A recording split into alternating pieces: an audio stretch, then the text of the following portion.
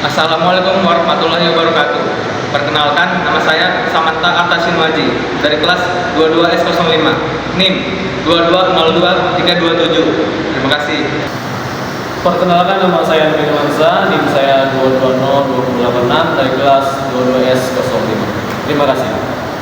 Perkenalkan, nama saya Sandi Hardiansyah, NIM 220288, kelas 22S05. Terima kasih.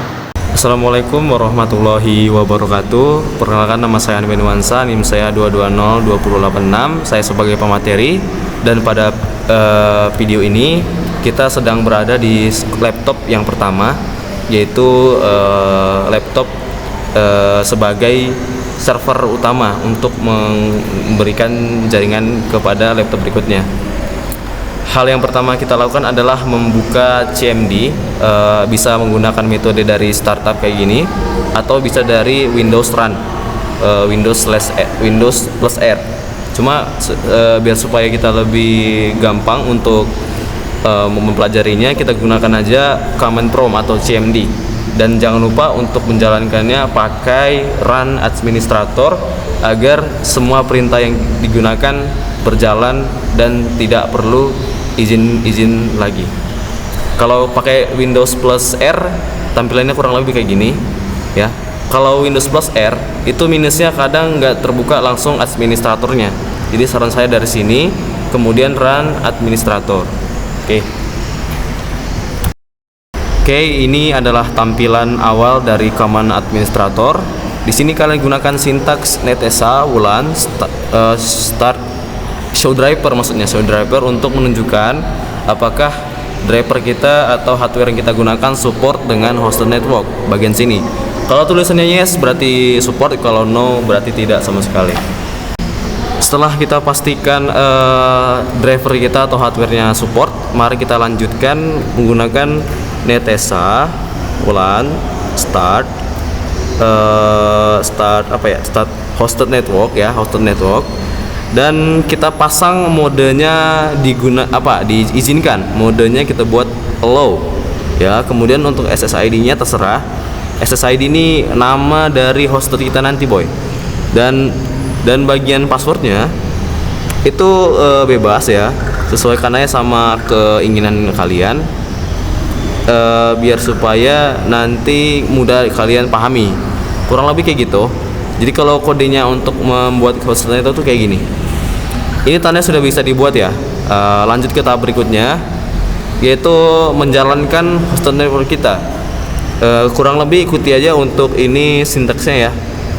Ini langsung bisa digunakan dan memunculkan hosted network yang bisa dideteksi oleh komputer kita. Tuh, ini sudah berhasil dijalankan ya. Kita lanjut ke tahap berikutnya. Oke, di sini lanjut kita men-setting bagian network sharing agar supaya komputer lain dapat mengakses file yang kita berikan. Di sebelah sini kalian buka ya, klik kanan. Kemudian di sini buka advance setting di bagian sini ya. Lalu di sini ikuti settingan yang kayak gini biar supaya komputer-komputer yang akan menghubungkan ke network kita itu bisa mengakses file yang kita berikan. Kurang lebih settingannya kayak gini. Ini semua diaktifin ya. Kalau untuk sandi dimatiin aja atau passwordnya ya. Itu cukup mudah untuk bagian setting di bagian sini. Kalau sudah selesai, bisa di save change biar supaya tersimpan untuk pengaturan kita. Setelah ini kita bisa langsung untuk mengkonekkan jaringan dari komputer lain ke komputer ini, ke komputer server ini. Kita lanjut untuk menghubungkannya. Baiklah, sekarang kita sudah berada di laptop kedua dan sekarang kita lanjut untuk mengkonekkan WiFi yang sudah dibuat atau hosted network yang sudah kita buat tadi. Di sini sandinya itu bisa dimasukin sesuai dengan password yang sudah kalian buatkan di command prompt tadi.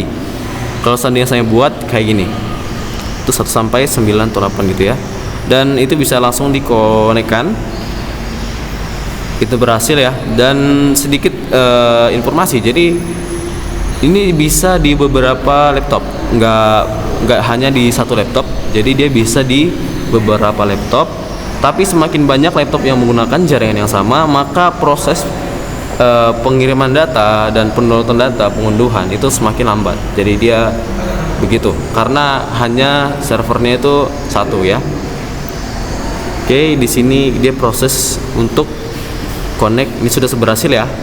Dan di sini kalau sudah connect ini tandanya sudah bisa dipakai untuk mengakses beberapa file dari komputer yang sudah kita tuju ya. Dan jangan lupa di sini kita mengaktifkan sharing networknya agar supaya tidak terjadi penolakan. Seandainya bisa terjadi, ini kita bisa turn on kan dulu semuanya ya. Maksudnya ini dibuat agar supaya pada saat kita mengambil file dari komputer server itu bisa dan tidak ada gangguan. Jadi tergantung dari settingannya kayak gini. Tuh, ini lumayan nih. Jadi untuk settingannya kurang lebih kayak gitu. Kalau sudah, kita lanjut untuk menerima proses dari file yang akan dikirim ke komputer kita. Oke, sekarang kita sudah berada di laptop server. Jadi laptop server ini kita akan mengirim file berupa gambar ya. Gambar yang berisi tanda tangan yang sudah saya siapkan sebelumnya. Di sini kalian bisa langsung pilih share ya, share with. Kemudian di sini setelah kalian pilih share with, pilih specific people. Dan di sini kalian bisa langsung tambahkan ini ya. Lalu add ya everyone ini. Dan di sini pilih read only ya, read dan apa ini ya. Jadi bisa membaca dan itu diizinkan. Itu kita taruh di folder dokumen. Nah, ini sudah ter-sharing ya. Jadi komputer berikutnya atau komputer klien yang sudah terhubung ke network kita bisa mengakses file yang kita share. Gitu dia. Jadi cukup simple dan tidak perlu untuk hal-hal yang lain lagi. Baiklah, di sini kita sudah berada di laptop yang kedua sebagai kliennya. Di sini kita akan membuka disk PC atau My Computer untuk melihat bagian network. Nah, jadi bagian network tadi itu kita gunakan untuk mengakses file yang sudah di-share, yang sudah diizinkan untuk di-share dari komputer atau laptop server. Nah, jadi ini untuk pembukaannya itu bisa kalian buka dari File Explorer atau disk PC, itu sama. Oke, di sini buka disk PC atau File Explorer di bawah. Kemudian pilih network sebelah sini ya. Dan di sini pilih desktop yang komputer server atau laptop tadi. Pilih user. Kemudian cari browser, cari folder yang kita gunakan untuk men-share tadi. Karena tadi kita gunakan dokumen, maka file ada di sini. Nah, jadi file ini tuh bisa di-copy. Nah, kalau bisa dilihat dari sini itu tidak bisa, tapi bisa di-copy dulu. Setelah di-copy, kemudian taruh dimanapun bisa. Nah, otomatis ada. Dan itu sudah bisa kalian simpan di komputer target. Dan ini kenapa tidak bisa view? Karena memang dia berbeda.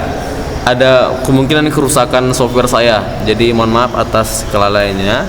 Tapi kalau gunakan Paint 3D itu bisa kayak gini. Nah, jadi untuk pengiriman datanya sudah berhasil dari komputer server ke komputer klien. Dan sekian dari saya, Aimbe Nuansa sebagai pemateri. Dan sampai jumpa. Assalamualaikum warahmatullahi wabarakatuh.